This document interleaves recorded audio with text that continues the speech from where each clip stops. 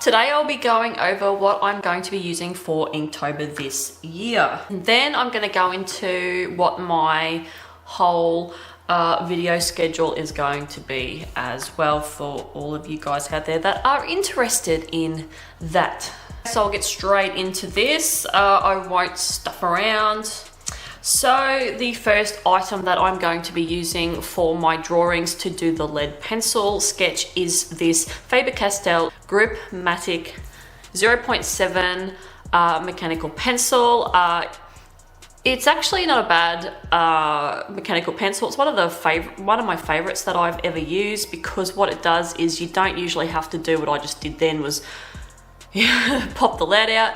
It actually comes out automatically, so I can just continually keep drawing, and for some magical reason, I don't know what kind of sorcery this shit is, but it just keeps coming out. I've actually got a few of these. This one here, I'll grab quickly. This one's also a Polymatic one, Faber-Castell. This no longer automatically comes out anymore because it's been dropped that many times, it doesn't work anymore. So I've got to keep pressing that one. But this is one of my favorite ones. So I ended up getting a similar one, like the same sort of automatic lead dropped by Faber-Castell, and I regret nothing. So that's the first item I will be using. Second thing that I will be using is these.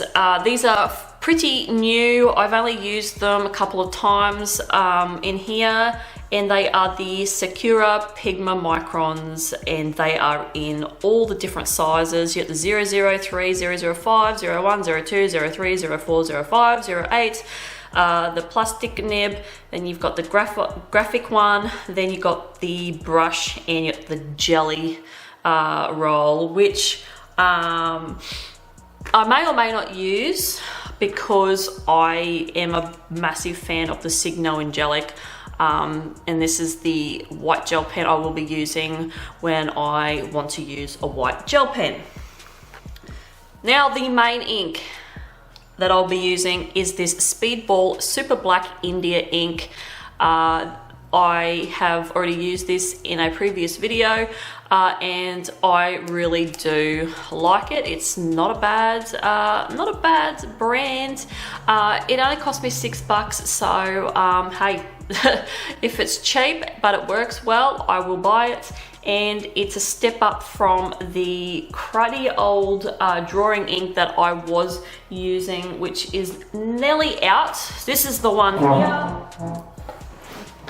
This is the damn fine piece of equipment that I have been using in previous Inktober videos, and yeah, just previous Inktobers.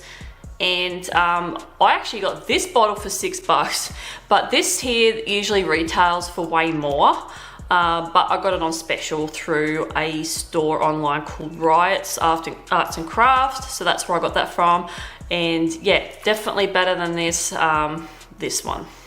Now, the paper that I'm going to be using is this paper here. I cut it myself. It is actually the Art Studio Bristol pad that I have bought. It's the vellum.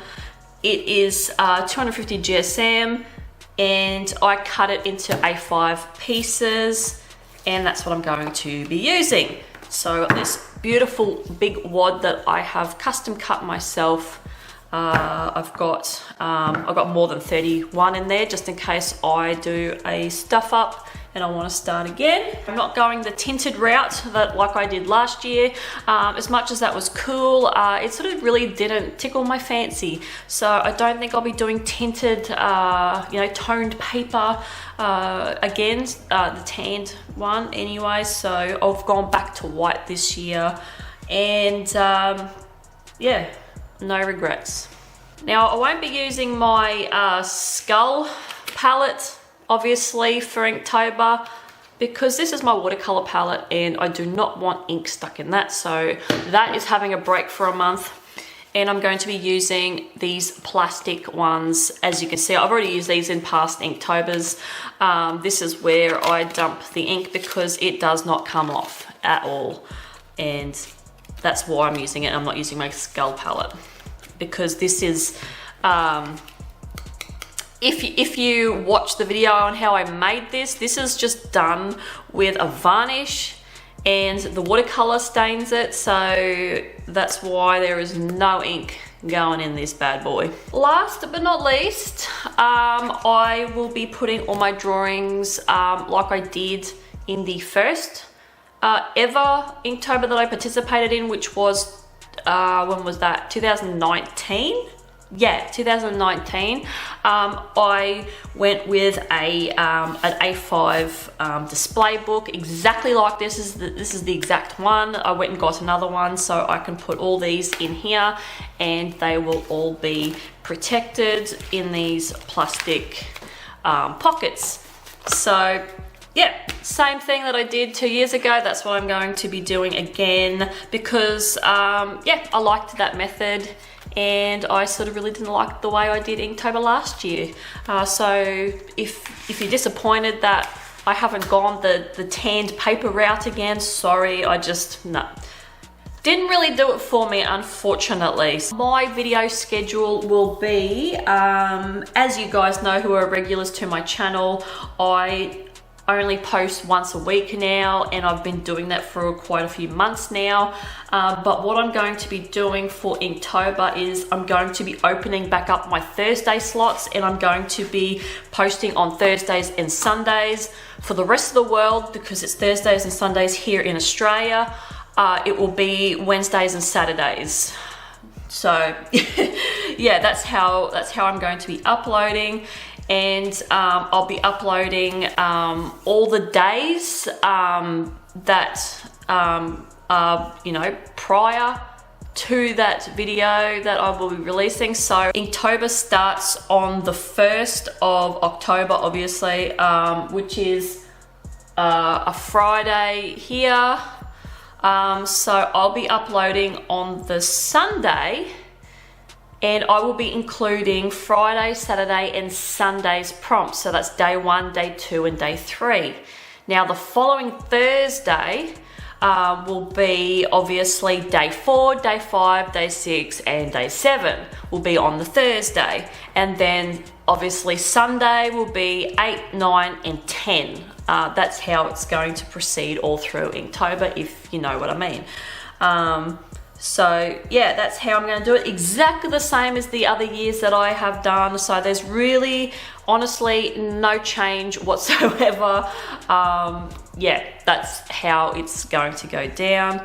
Also, I may or may not use additional inks, different colors in ink. I was thinking of maybe incorporating the red ink, because I do have a red ink. I don't currently have it here right now with me. I have to go and locate it. I don't know where it is. If not, I'll have to go buy another one.